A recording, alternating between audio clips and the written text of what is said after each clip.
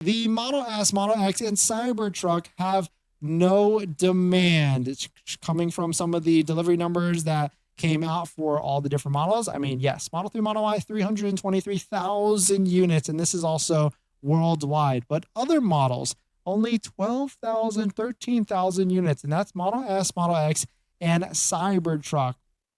So it seems like Cybertruck and also Model S and Model X. I mean, it's kind of weird with those three vehicles. S and X just got a price increase of $5,000, so that's definitely hurting it. And on top of that, there's definitely an Osborne effect happening with the Model S and the Model X, because we kind of know at this point that the refresh is coming out. There's no promotional financing offer on the S or X.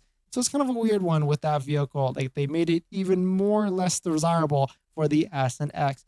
Cybertruck, on the other hand, is, an interesting one for sure. And I think they need to do a lot of different things. But shout out to Brandon for posting this. A vehicle without a market is a flaw. That's what Cybertruck is currently at. I'm not sure even fixing the price specs will save it at this point. The Cybertruck has become more of a MAGA symbol, and that's not something where people want attention to, even if they are MAGA. Cybertruck guy posted this. Cybertruck is a flaw. That is not a difficult equation. Tesla needs to advertise and education, more range, way more range for the truck, cheaper dual motor. I would even argue cheaper rear-wheel drive version as well, which we could see later this year. Cheap base model, which we could see like a $52,000 starting price one, and additional infrastructure. This goes back to level 2 chargers. Level 2 chargers need to be in more spaces everywhere as well. And so certainly, here's another post from Austin. Is Cybertruck cooked? How did it only add up to 13,000 units? Ross posted this. These numbers suck. Tesla, other models only sold 13,000 units versus last year, 17,000 units. So one thing is, though, deliveries were down 13%, but the SX and Cybertruck were down 25%. High-end EV business has totally eroded. And we kind of see this with like other high-end EVs as well. Like Hummer EV, 50% depreciation in a year or two.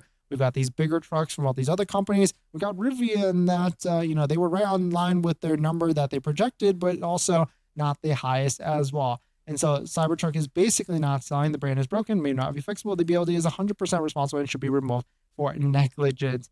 Jeremy Jenkins also posted this with the different numbers and asking, what would it take for you to buy a Cybertruck? Is it price? Is it better financing? Is it any of these other incentives and everything? And so it does really seem like the sentiment is that Cybertruck, Model S, and Model X need big things to happen. And I guess Tesla has been planning this for a while, and that's why there is going to be some bigger things with the S and X. And also, I would argue that there's big things happening with the Cybertruck as well, with the cheaper variant that we could see within the next quarters or everything. But what if the prices were this? I mean, there certainly are great prices when it first was released, and a lot of people placed those 2 million orders, whatever it is, to get these prices. And so I would be interested to see if a Cybertruck gets to single motor rear-wheel drive for $40,000, will be all those people that said that they were going to be putting their money where their mouth is on a Cybertruck, will they be buying at those prices when it comes out there? But let us know what your thoughts on it. Let us know what you're thinking.